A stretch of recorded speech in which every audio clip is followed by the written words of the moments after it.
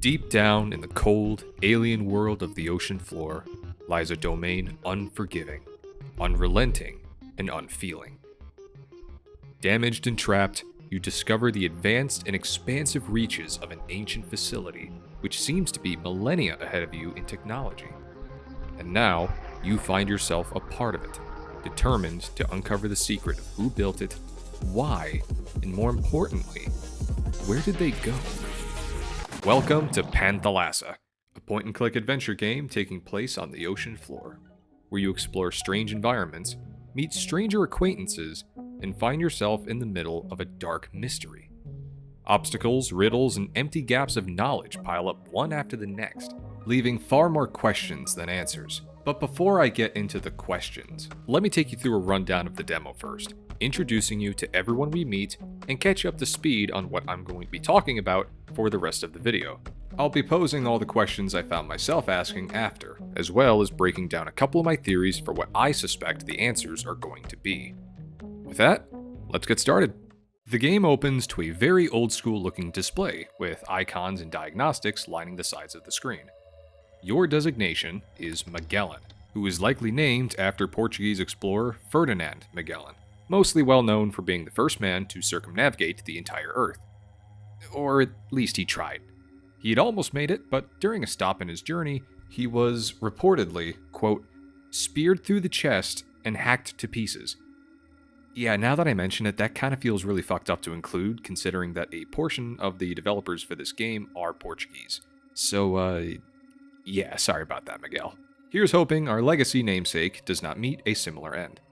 We perform a quick damage report on ourselves, assessing the situation and trying to get a read on where we are to determine proper protocol. Quickly detecting a catastrophic memory leak, we are able to salvage the wreckage and prevent further losses, but not before losing 58% of our recorded data. With our primary optics completely shattered, we send out some drones to scout the area, and through the darkness, we're able to spy a faint power signal emanating from a humanoid figure in the corner of one of the rooms. Attempting to connect with it, we immediately get some resistance and are greeted by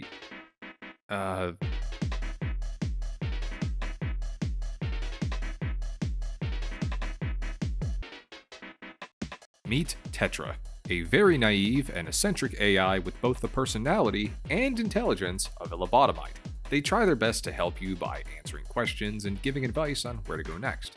Emphasis on try.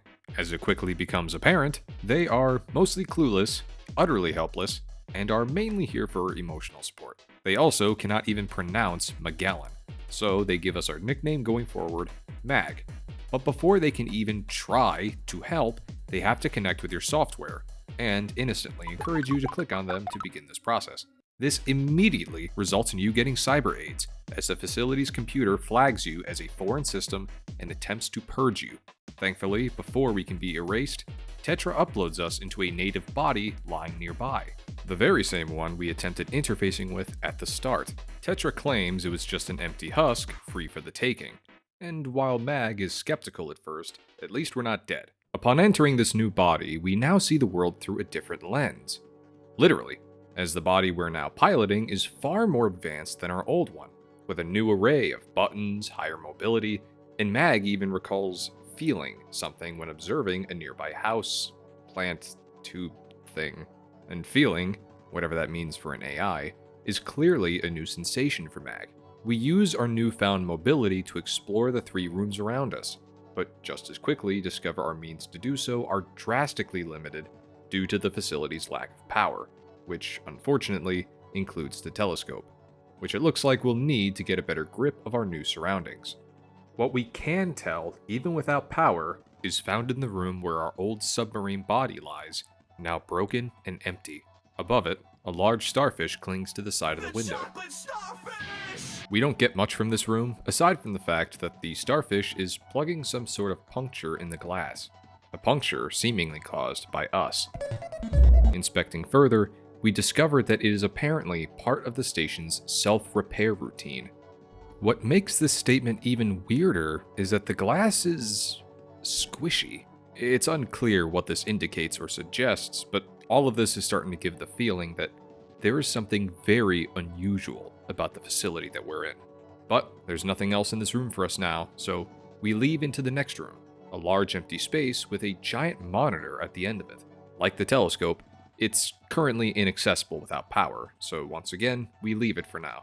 Moving into the next room, we end up circling around to where we started, and upon probing Tetra for more information, they suddenly remember something extremely important about the chair we woke up in the fact that it's less of a chair and more of a terminal. And while hooked up to this terminal, we can do one of two things. 1. Interact with the various plugs and mechanics of the system, or 2. Aura farm. After spending way too much time doing the latter thing, we decide to go back and try the former. We plug into the terminal to find 2 more plugs hanging in front of us. The first one we find says power, so upon plugging that in, we get deep-fried eels. Not super helpful to us, but wait a minute. Mom? Dad? Naturally, this makes 0 sense to us. So after spending a few minutes randomly groping eels and twisting knobs, we leave them to their deep-fried doom to check out the other plug, which strangely doesn't have a label, only reading as a few question marks. Hesitantly, we plug it in, pull the lever, and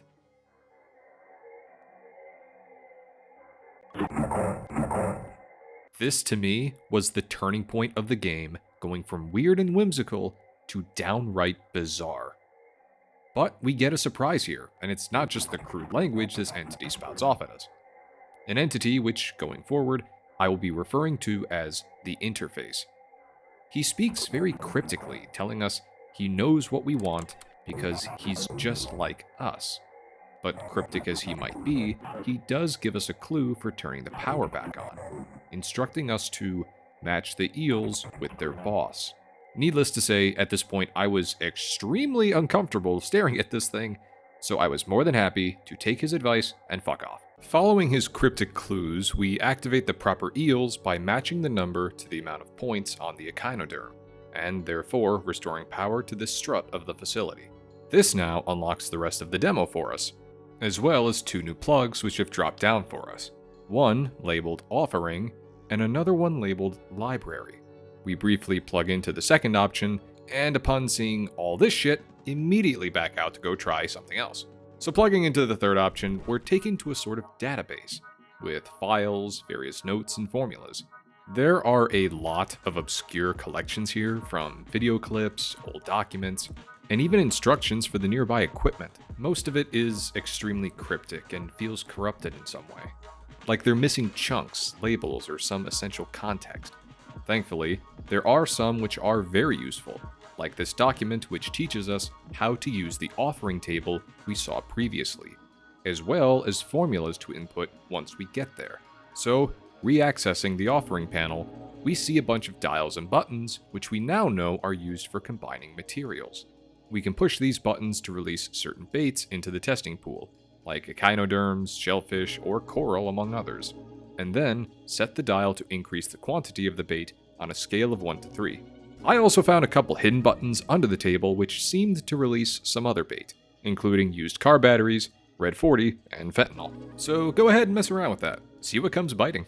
After carefully contaminating the water, you can push the valve to release the bait, and if done correctly, will flash green, indicating you have successfully attracted a new fauna to the nearby area. Fauna which can be observed with the telescope now that it has power. For example, inputting the bait combination labeled Wizened will cause the squid family to appear.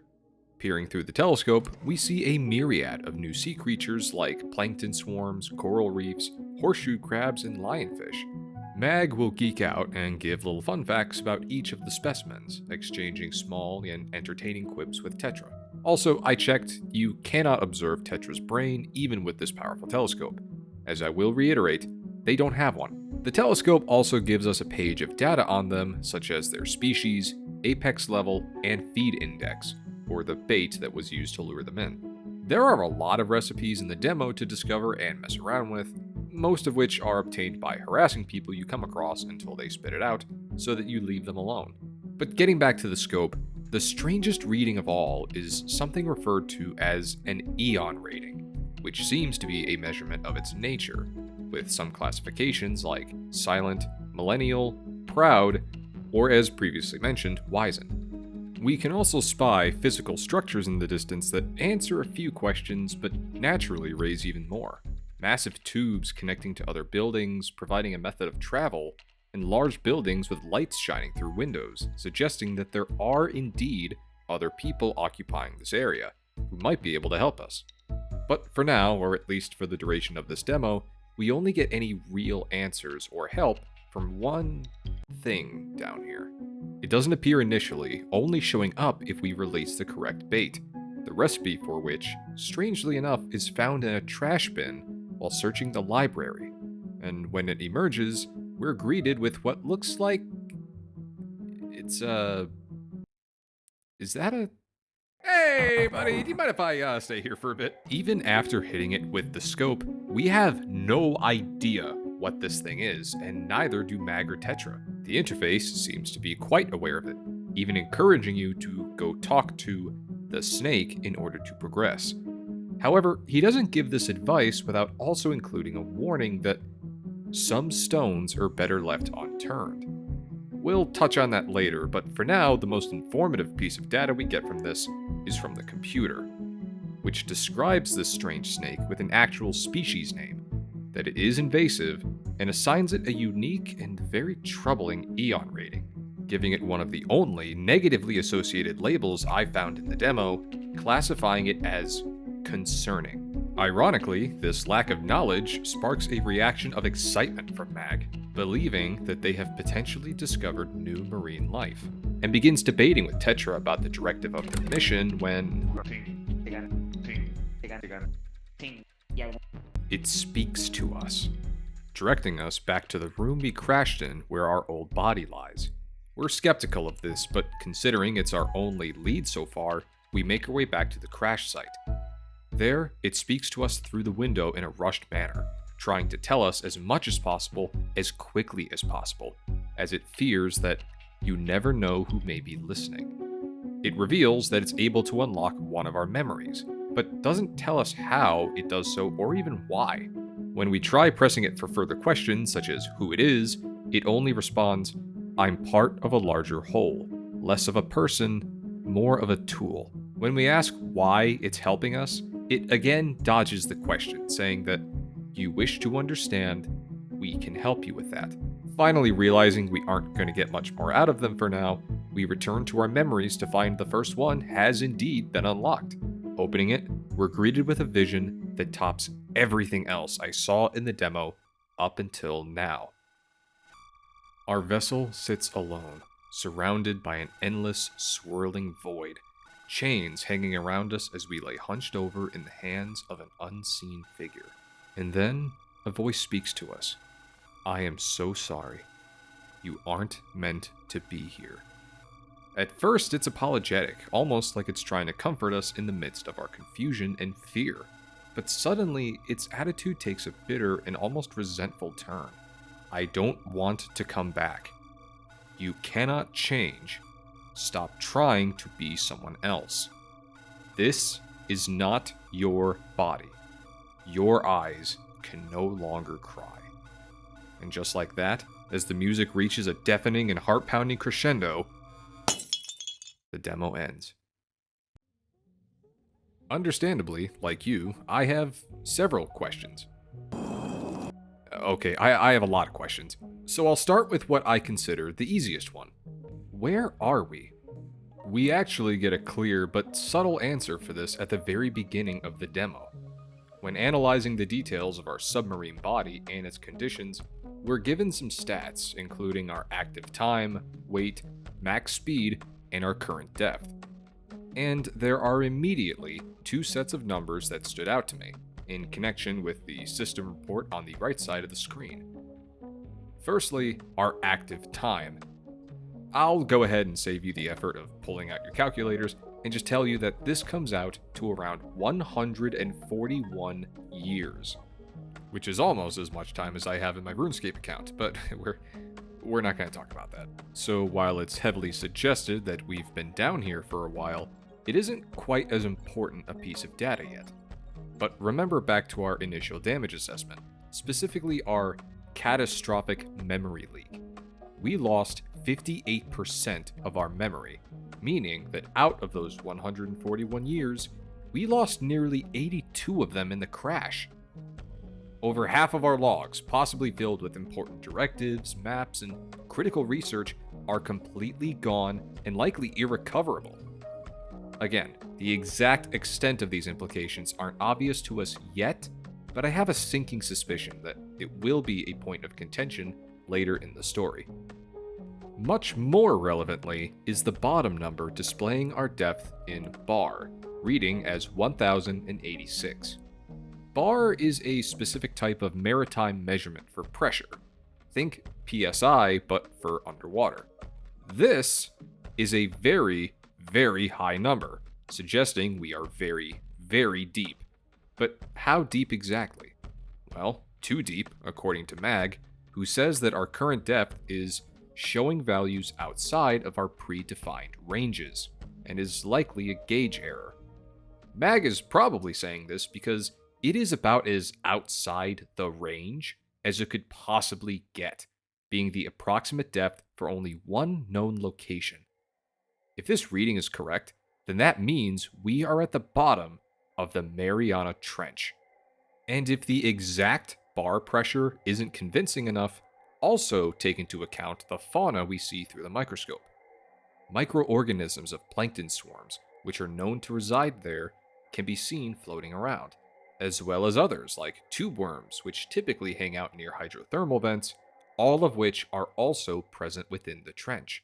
So now that we have a solid idea of where we are, what exactly are we in? The closest thing we get to an answer is from Tetra, who matter-of-factly states we are in Observation Strut B-6. When asking them to elaborate on this, they cannot. But we still get a key word there: observation. This, paired with the massive telescope and the baiting station ominously labeled offering, gives me the strong impression that this facility is some sort of data collection center for local fauna, designed to lure in and catalog marine life in one of the darkest and most inhospitable places on Earth, so deep down that all light ceased its journey from the surface several thousand feet ago, and it... Hey! Wait a minute! That actually segues me right into my next question. Where the hell is all this light coming from? And the answer is provided simply by looking outside, as the source of light is an enormous flashing pillar off in the distance. When zooming in on it with the telescope, it flickers almost like a flame. But that should be impossible, right? Whatever it is bright enough to illuminate the entire area nearby, almost acting like an underwater sun. Neither Mag nor Tetra can make sense of it, so for now they resolve to try and reach it through the rest of the facility in their search for answers. And speaking of the rest of the facility, it brings me to my last question regarding our immediate surroundings. This place is fully powered, highly advanced, seemingly millennia ahead of even whoever built Mag, who describes themselves as state-of-the-art, even over a period of 141 years. So, how in the world did the inhabitants manage to build this place? This question is probably the hardest one so far, and to put it simply, I don't know. Although, I do have an idea. But it carries some deeply troubling implications, and it all revolves around that telepathic sea snake we saw earlier. So I'm going to attempt to answer this question with another question. What is the deal with this snake? How are they able to communicate with us, and why are they cataloged so strangely in the library? And while I'm asking all these questions, why was the recipe to lure it hidden in the garbage? Why would someone try to get rid of the means to summon it? This theory of mine comes after I took a very close look at one data point in particular that I got from scanning it. Its name, Fornaeus Solus. Now, being an absolute geek, I of course recognized Latin when I saw it. And naturally, I put this name through a few search engines, and it may have resulted in me going into a minor fit of hysteria. The word fornaeus seems to most closely resemble the Latin word fornus, meaning oven. But it doesn't say fornus, it says fornaeus. And fornaeus is not just a word, it's a name. It's the name of an ancient demonic spirit found in the Ars Goetia, a book that is a part of a grimoire known as the Lesser Key of Solomon. The same King Solomon known for collecting the names and seals of powerful demons.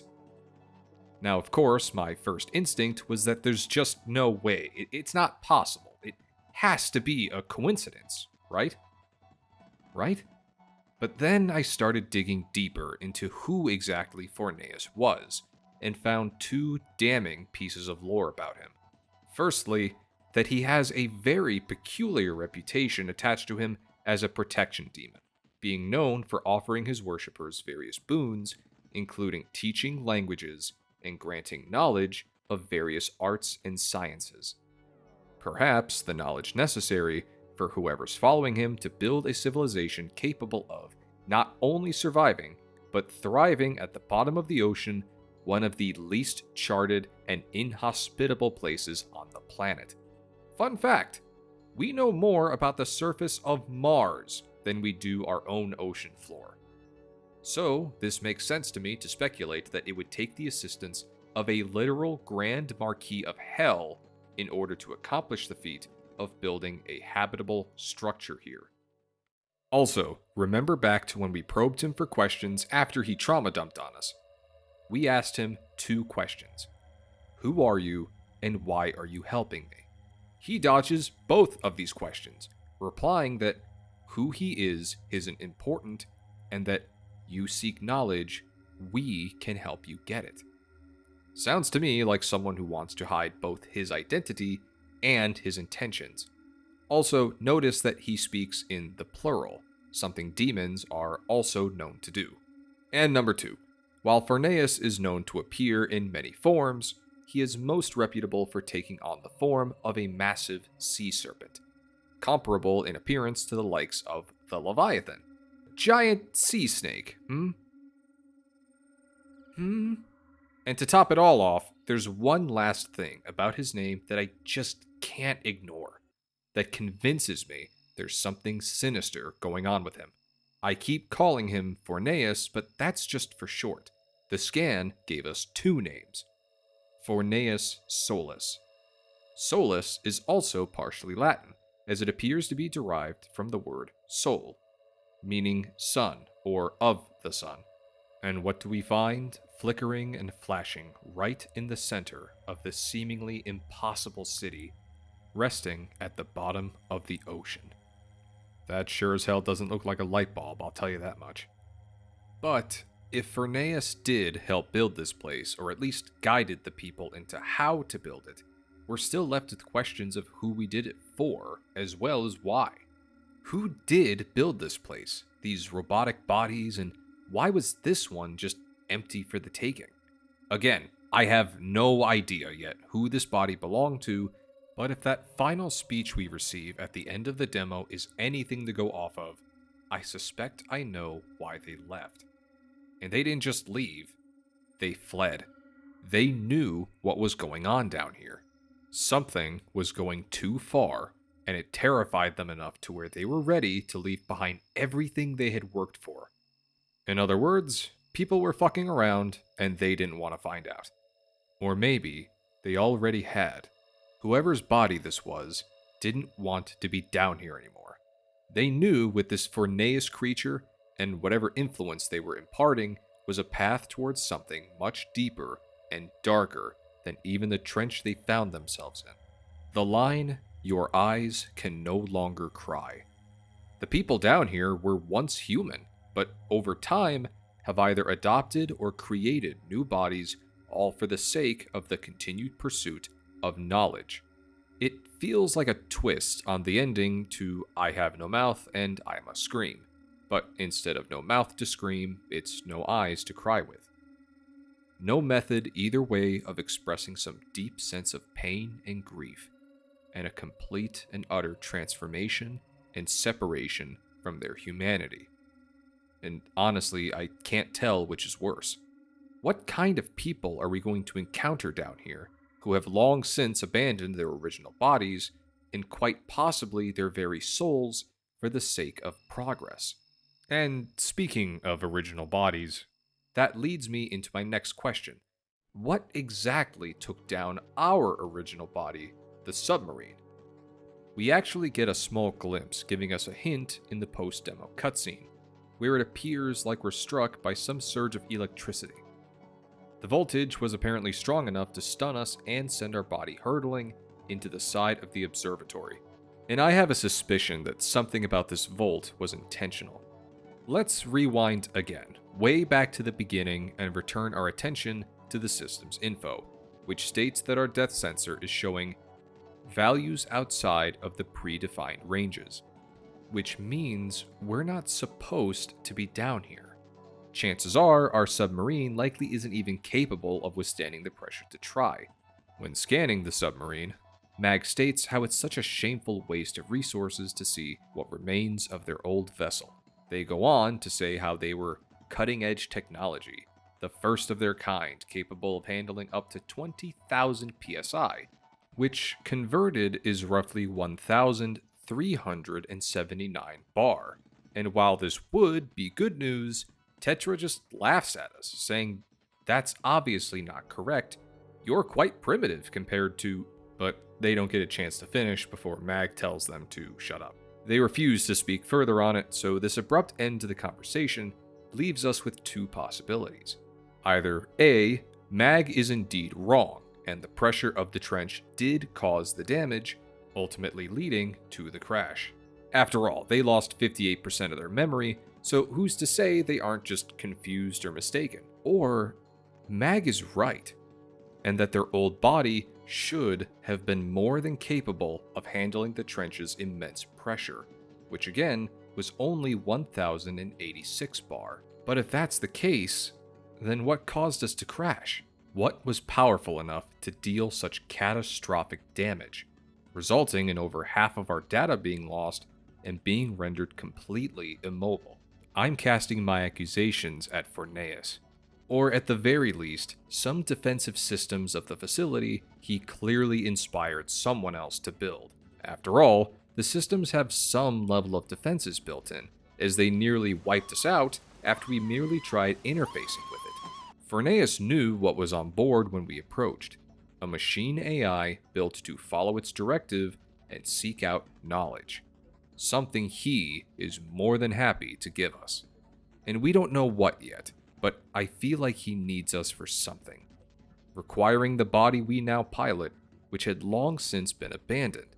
And I'm starting to think it was for good reason. Before we get into some of my theories for what I think this all means, if I'm right about my assumptions about the snake, I still have one last question. What the hell is the interface? It's abrasive, cryptic, rude, and mocks us if we ask it too many hints, literally calling us a fucking idiot. But at the same time, it does give us hints, helping us along our journey, despite its seemingly deep-seated resentment towards us. It says things like, "You're all the same," and that you couldn't care about others even if you tried. Whatever or whoever this is seems to have some resentment towards AI like Magellan. But then it also says that I'm the same as you in this regard. This could be interpreted as the interface literally saying it's also an AI, but it speaks vaguely enough that I could also see it simply stating it from the perspective of an indifferent human, or at least something more adjacent. As cryptic as he is one of the few characters in this demo, and one of the only characters actually, that elaborates, saying, he says that we both want power, referencing the eels as a way to restore electricity to the facility. But again, he says it ambiguously enough to where it could also carry a double meaning. It also seems to have a sense of caution or suspicion towards the snake, as mentioned earlier. While it does indeed tell us how to summon it and where to find the recipe for it, in that same breath suggests that we don't. I feel like this mysterious figure is going to follow us around for a while at each of these terminals we plug into, and that it has a lot more invested in this story than it's letting on. And something tells me that these two likely have some sort of history together. But beyond that, I don't have anything else definitive to say about him at the moment, other than that he's creepy, weird, and definitely a really cool design for this game. But with all the questions I can answer for now aside, let's get into the theories. So I've already kind of gone over some of my theories, like what's going on with the worm and the interface, but in terms of theories, what am I expecting from this game thematically? I think there are going to be a lot of conversations and ideas regarding concepts like the juxtaposition between AI and humanity, contesting ideas like what a machine's purpose is, its potential, or what it even has the right or ability to think and feel. I feel like we're going to see examples of people who have evolved beyond what we traditionally consider to be human, a civilization that lives for the pursuit of knowledge and has reserved the will to do anything in order to achieve that goal, walking the blurred lines between these domains and being forced to wrestle with where we belong, and whether the cost of progress is something we're willing to pay, as well as what happens when we go too far. I also think there are going to be a lot of themes with temptation regarding which side we're going to be pushed to align with, whether it be sacrificing ourselves for the pursuit of progress and knowledge, maintaining our original directive for the sake of the mission, or being pulled into something deeper. These ideas come from flashes in the end demo scene of the phrase, "form an understanding of symbiosis with the brine," and that word choice feels very interesting to me. Symbiosis is the close and typically long-term relationship between two species, of which there are 3 different types. Mutualism, which benefits both parties. Think of it how certain shark species will allow shrimp into their mouths to clean the gunk between their teeth without also becoming that gunk. The shrimp benefit from having a free meal, and the shark benefits from a cleaner mouth, avoiding potential infections and parasites. Then there's commensalism, where one benefits while the other one simply doesn't. This is as neutral as it gets. An example of this would be like barnacles on whales. The barnacles get a free ride and plenty of nutrients, and the whale is pretty unaffected for the most part. And finally, there's parasitism, where one party benefits at the direct expense of the other. This is self-explanatory, but for the sake of consistency, think of those tongue-eating isopods that slither in through a fish's gills to eat and then replace their tongue. It's nasty, so look it up at your own discretion, because this was the least disturbing picture I could find. The reason I go over all these different types of symbiosis is because I have a feeling that we may be presented with them in the form of different factions, each sporting different points of view, whether it be the indifference of the interface, the occult-like obsession with knowledge from the architects, or the currently unseen plot behind the snake. Overall, I suspect that theme-wise, we're going to be presented with some questions regarding the importance of both knowledge and technological progress. So what are my theories for what to expect from this game plot-wise? I think the primary plot of this game is going to steer towards discovery, learning as much as possible from our immediate surroundings, uncovering the history of its construction and its occupants, or in other words, simply following our primary directive. However, as new information and motivations may come to light, our directive may encounter various obstacles, not to mention the influence of our new body, as Mag has already had a run-in with a brand new sensation with feelings after interacting with a houseplant. So part of this journey of discovery may very well be figuring out the new possibilities of our vessel, and what that means for Magellan, posing a dilemma of something along the lines of, when our circumstances and abilities change, does our purpose also follow suit? Will we use our new body and its abilities to complete our original task, or will we pick up where they left off? The secondary plot of the game may revolve around how we ended up here, and what took down our submarine. Were we supposed to be here? and simply got taken down along the way? Or did something lure us in? Is it mere coincidence that we crashed right here at this exact spot? We lost a significant chunk of memory in the crash, so it's also worth questioning where we were and what was happening before this. We already saw a lot of these ideas being thrown at us from the interface, with cryptic lines being scrolled down each side, spelling out the word coincidence. We also see this word flashed at us during the end demo cutscene, and right before this, we're even told, "You aren't meant to be here." But whether we like it or not, we are here, and in line with Magellan's original purpose, we're going to explore this underwater installation in search of knowledge. And I have a feeling we're going to find much more than we bargained for, because I think there's something down here trying to get out. Something dark and evil, and it needs our help to do so. This Furnaeus character knows that we want knowledge. It's what we were built for. It's our only purpose, and he's going to give it to us in exchange for our help, whether we know it or not. Are we down here because of a coincidence, or did he bring us here? Is his presence here intentional, or just a matter of circumstance?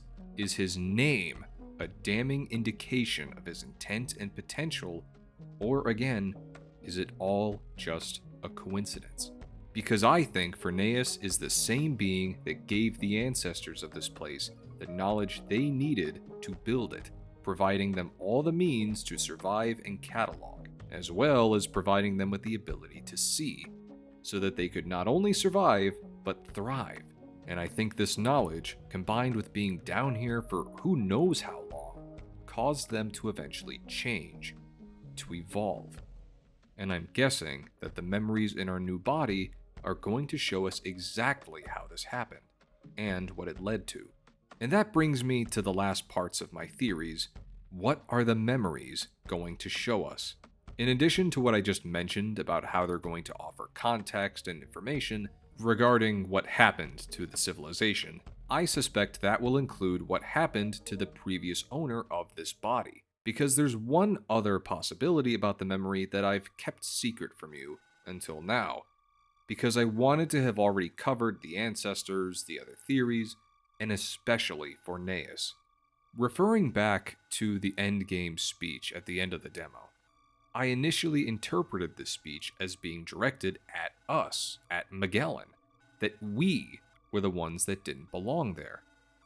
Because it's been an hour or so at this point, and I've just been floating around in this body, I had gotten used to it, and when I saw it in those hands, I just immediately assumed, oh hey, that's me. But then I remembered, this is a memory. So what if the speech is being directed not at us, but at the original owner?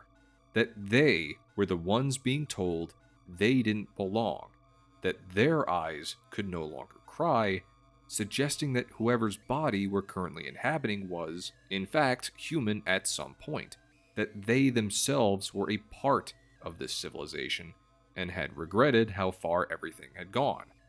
They wanted out, but they couldn't.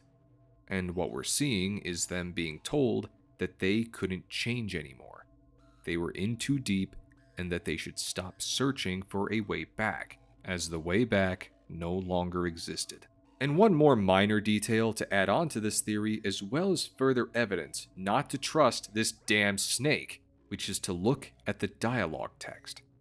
So far, everyone has pretty much had unique text styles and even colors, with Tetra being purple, Mag being blue, and Furnaeus being red. Red, just like the text speaking down to the body in the memory. I theorize Furnaeus is the one speaking in this memory. And I'm wondering if that's why he unlocks it for us. Did Furnaeus open up this body so that we could take it, believing that we would be more cooperative than its previous owner? What if all of those locked memories were sealed for a reason? To make whoever this was forget what happened that made them want to escape in the first place? Because what if this body wasn't conveniently an empty husk like Tetra claims it was? If it was occupied or put into some kind of stasis as punishment, or even a mercy, That means we didn't just jump into some convenient empty body. We hijacked and occupied one. We stole it, and the original mind may still be inside. Look at the drone footage and look at the way the body is flailing in the chair as our code is uploaded to it. We're even almost deleted as a response when initially trying to connect. That doesn't feel automatic. That feels like a defense mechanism. Something or someone fighting back against our technological possession. But with Tetra's help, we're able to overwhelm it. And now, piloting this body, whether we use it to try and break free and escape, or risk it all in the pursuit of freedom, we're going to have a choice to make. And who we trust will decide everything. Now, I understand that there are some extremely far-fetched reaches in these theories, but even if I'm completely wrong about some or even most of them, Panthalassa is still ripe with so much flavor and inspiration. And the fact that I was even able to speculate about half of these ideas based on merely what I was able to see in a demo proves that. Either that or I need to go back on my meds. Because, okay, maybe the snake isn't a literal demon, but the namesake certainly feels intentional. So maybe it's named that for some still present evil nature yet to be revealed. Or maybe the person's mind isn't in the body anymore, but these memories clearly still hold some dark truth that the snake still sees some purpose in revealing to us. It seems like almost everyone we meet is in some way going to try and manipulate us, and figuring out how to avoid it is going to be the biggest mystery of all. Because whatever direction the game ends up going, and whatever happens, I am still very excited for its release, and I think it's going to be a lot of fun.